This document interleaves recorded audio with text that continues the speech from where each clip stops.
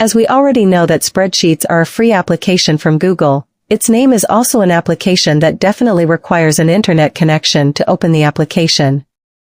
Well, actually, the spreadsheet file on Google can be downloaded as an Excel file or a PDF file.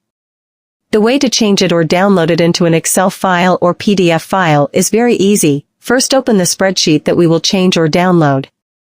After that, select the File menu and select Download.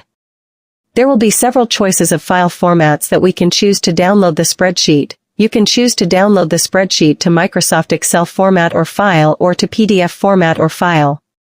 Select and click one of them. Wait until the spreadsheet is downloaded perfectly. After downloading perfectly, open the file and see the results. That's how to change spreadsheets to Microsoft Excel or PDF files. Hopefully this tutorial can be useful for you. See you in the next video.